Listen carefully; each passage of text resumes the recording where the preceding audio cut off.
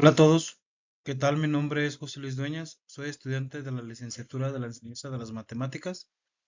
Nuestra asignatura actual es Fundamentos y Didácticas de la Geometría y nuestro tema a revisar son poliedros y sólidos de revolución.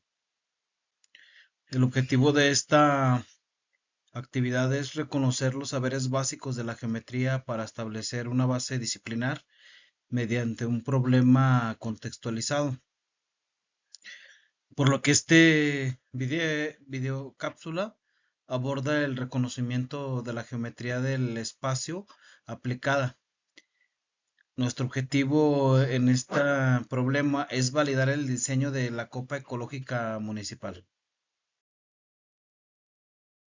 El área de Ecología y Deportes del municipio de Pabellón de Arteaga convoca a jóvenes diseñadores a proponer la copa conmemorativa anual de la carrera atlética. El trofeo debe de ser de material reciclado y bueno, el diseño busca optimizar el uso de material calculando el volumen exacto del soporte y el área superficial del vaso.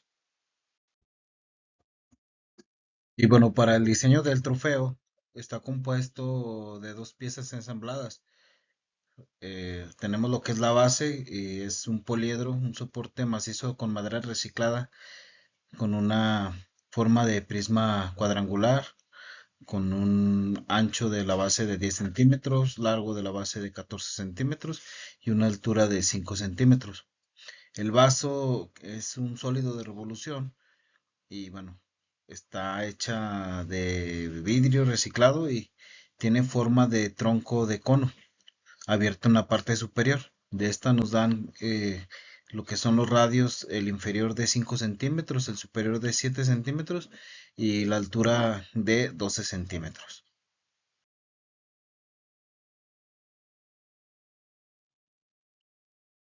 Y bueno, para recordar lo que son los fundamentos y elementos, que es un cuerpo geométrico. Bueno, se llama un cuerpo geométrico a la región del espacio limitada por superficies planas, curvas o por la combinación de estos tipos de superficies. En este caso nos enfocaremos en el paralelepípedo y tronco de cono.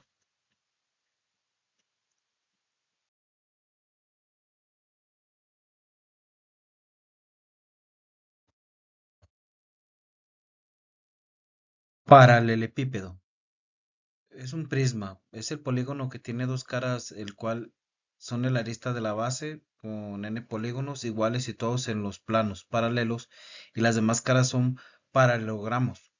En otras palabras, el cuerpo geométrico limitado por dos polígonos iguales y paralelos llamados base y por paralelogramos cuyo número coincide con el número de los lados que tengan las bases.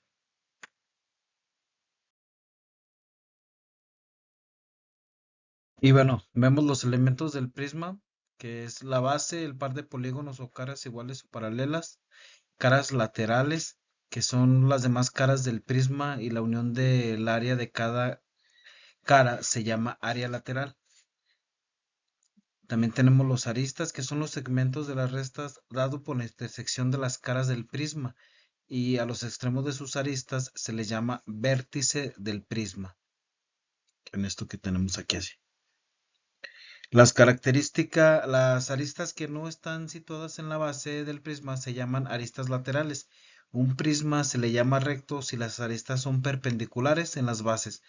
En caso contrario se llaman inclinado u oblicuo.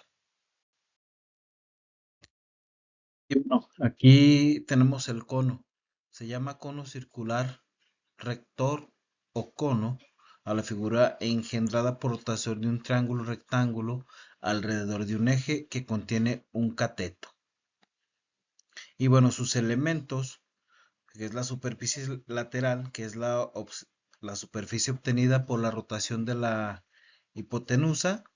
La base es la superficie del círculo obtenida por la rotación de un cateto, que no es el eje de rotación. La altura, que es el cateto del triángulo que es eje de rotación, que es, tenemos la generatriz, que es la hipotenusa del triángulo del rectángulo, lo que genera la superficie curva, y el radio, Este está dado por el cateto que genera el círculo de la base. Entonces, quise mencionarles esto, a pesar de que no vamos a utilizar un cono, sino que vamos a utilizar el tronco de un cono, pero para que tuviéramos los elementos y la definición del cono.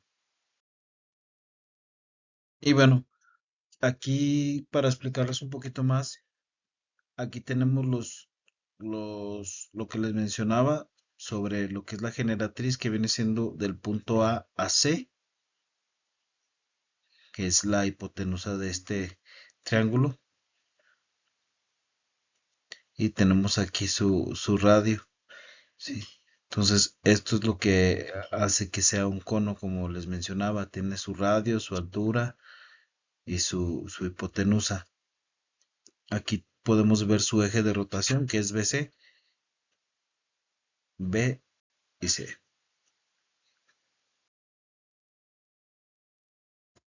Y ahora sí, bueno, aquí tenemos lo que es el tronco de cono. Y bueno, pues un tronco de cono recto es la porción de cono comprendida entre la base y un plano paralelo a ella, que corte toda superficie lateral. La altura del tronco es un segmento perpendicular a los planos de las dos bases. El segmento resultante de generatriz del cono es la generatriz. Entonces aquí vemos cómo corta este cono. Sí, tenemos la generatriz, base menor, base mayor y la altura. Sí. Y bueno, como en el cono, el área lateral de un tronco de cono es el área de la superficie lateral, ya que su área total es el área de su superficie total.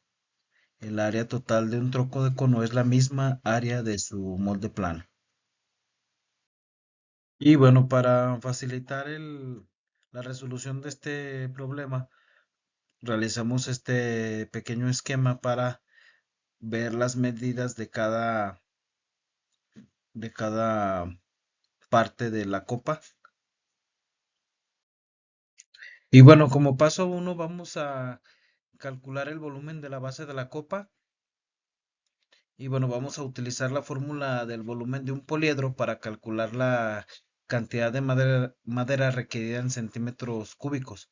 Entonces, aquí hacemos nuestra sustitución en nuestra fórmula, que es largo por ancho por alto, y ponemos aquí nuestros valores, realizamos nuestra operación y tenemos un total de 490 centímetros cúbicos.